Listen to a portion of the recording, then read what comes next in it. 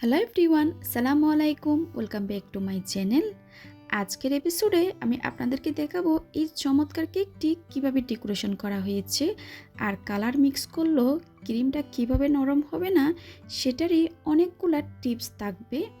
আশা করি বরাবরের মতন আমার আজকের ডেকোরেশন ভিডিওটা আপনাদের ভালো লাগবে। চলুন তাহলে ডেকোরেশনটি কিভাবে করা যায় দেখে নেওয়া যাক। আমি এখানে 1.5 পাউন্ড ওজনের একটা স্পঞ্জ কেক নিয়ে নিয়েছি। আর এই স্পঞ্জ কেকের রেসিপিটা কিন্তু আমার চ্যানেলে দেওয়া আছে, চাইলে ওইখান থেকে দেখে নিতে পারেন। টার্ন টেবিলের উপর একটা বোর্ড বসিয়ে সামান্য পরিমাণ বোর্ডে ক্রিম দিয়ে একটা কেকের লেয়ার বসিয়ে দিয়েছি। তারপর সুগার সিরাপ দিয়ে দিলাম। স্পঞ্জ কেকে কিন্তু অবশ্যই সুগার সিরাপটা দিতে হবে। এরপরে দিয়ে দিলাম হুইপিং ক্রিম। প্যালেট নাইফের সাহায্যে হুইপিং ক্রিমটা চারিপাশে আমি খুব ভালো মতো করে ছড়িয়ে দিচ্ছি। আর পারফেক্টভাবে হুইপিং ক্রিমটা A to Z ভিডিও যারা মিস করে গিয়েছেন তারা ভিডিওটা একবার চেক করে নেবেন। সেই ভিডিওতে ডিটেলস আকারে ভালোভাবে বলা আছে। আর ভিডিও যদি না দেখে থাকেন আমি ডিসক্রিপশন বক্সে লিঙ্ক দিয়ে দিব, চাইলে ওইখান থেকে দেখে নিতে পারেন। আমি দ্বিতীয় লেয়ারটা বসানোর পর আবারও সুগার সিরাপ দিয়ে ক্রাম কোটিং করে নিচ্ছি। অবশ্যই কিন্তু ক্রাম কোটিংটা করবেন। কেকটা ভালোভাবে ক্রাম কোটিং হয়ে গেলে আমি ক্রিমটা সেট হওয়ার জন্য 10 মিনিটের জন্য ফ্রিজে রেখে দিয়েছি। ততক্ষণে আমি যেই ক্রিমটা কালার করব ওটা করে নিচ্ছি। এখানে সামান্য পরিমাণ গ্রিন কালার আর ব্লু কালার নিয়ে নিয়েছি। গ্রিন কালারটা একটু বেশি পরিমাণ নিয়েছি আর ব্লু কালারটা কয়েক ফোঁটা নিয়ে নিয়েছি। এবার একটা স্প্যাচুলার সাহায্যে আমি আলতো হাতে মিশিয়ে নিচ্ছি। এই ক্রিমটা কিন্তু বিট করতে যাব না, বিট করলে কিন্তু ক্রিমটা নরম হয়ে যাবে। সুন্দর একটা কালার চলে এসেছে। এই পর্যায়ে আমি ক্রিমটা একপাশে রেখে দিচ্ছি। আমি ফ্রিজ থেকে কেকটা আবারও বের করে আমি কভার করে নিব। আর আপনাদের যদি ক্রিমটা নরম হয়ে যায় তাহলে একটু করে ফ্রিজে রেখে দিবেন 10 মিনিটের জন্য, ততক্ষণে কিন্তু ক্রিমটা সেট হয়ে যাবে। আমি প্যালেট নাইফের সাহায্যে কেকের সাইডে খুব ভালো মতো করে ক্রিম দিয়ে নিচ্ছি।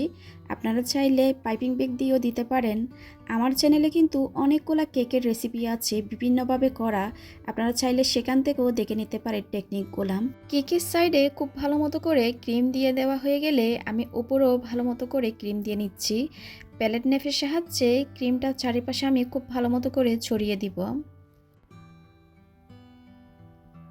এবার প্যালেট নাইফ দিয়ে আমি কুড়িয়ে কুড়িয়ে অতিরিক্ত ক্রিমটা তুলে নিচ্ছি, যেরকম ঠিক আপনারা স্ক্রিনে দেখতে পাচ্ছেন। স্ক্র্যাপারের সাহায্যে কেকটাকে স্মুথ একটা ফিনিশিং করে নিব। আপনারা দেখতেই পাচ্ছেন, এটাকে সামান্য একটু অ্যাঙ্গেল করে আলতো হাতের সাইড দিয়ে টানলে দেখবেন খুব চমৎকার একটা ফিনিশিং চলে এসেছে। সাইডে যখন স্মুথ ফিনিশিং চলে আসবে তখন আমি একটা আবারও প্যালেট নাইফ দিয়ে উপরে স্মুথ করে নিচ্ছি। কেকটা স্মুথ একটা ফিনিশিং চলে এসেছে। আমি এবার কেকটাকে ডেকোরেশন করে নিব। তার জন্য এখানে ছোটো সাইজের একটা রোজ নজল নিয়ে নিলাম। আমি এভাবে করে একটা একটা করে পাপড়ি করে নিচ্ছি। একটা যখন যেখান থেকে শেষ হবে ওইখান থেকে আমি আরেকটা করে নিচ্ছি। আমি আবারও উপরে করে নিচ্ছি। আপনারা কিন্তু একটা দেখে বুঝে নিতে হবে কিভাবে কাজটা করা হচ্ছে। একটা ফুল হয়ে গেলে আমি আরেকটা ফুল করে নিব। আর ক্রিমটা আমি কালার করেছি একটু বেশি পরিমাণ ব্লু কালার দিয়ে, এই কালারটা করে নিয়েছিলাম। আমি অফ ক্যামেরায় কিছু সাদা ফুলও করে নিয়েছি। আমি একটা আপনাদের সামনাসামনি করে দেখিয়ে দিচ্ছি কিভাবে করা হচ্ছে। এই ফ্লাওয়ারটা করা খুবই সহজ, আপনারা একটু দেখে বুঝে নিতে হবে কাজটা কিভাবে করা হচ্ছে। কম সময়ের মধ্যে এই ডেকোরেশনটা আপনারা করে নিতে পারবেন। আর ক্রিমের মধ্যে কালারটা কম দেওয়াই ভালো। ক্রিমে যদি কালারটা বেশি দেন কেকটা খাওয়ার সময় কিন্তু হাতে মুখে কালার লেগেই থাকবে। আপনারা যতই ভালো ব্র্যান্ডের কালারটা ইউজ করেন না কেন, কালারটা কিন্তু লাগবে। এবার কিছু আমি প্যালেট নাইফ দিয়ে আমি পাতা করে নিচ্ছি, কেকটা যেন দেখতে আরও বেশি সুন্দর লাগে।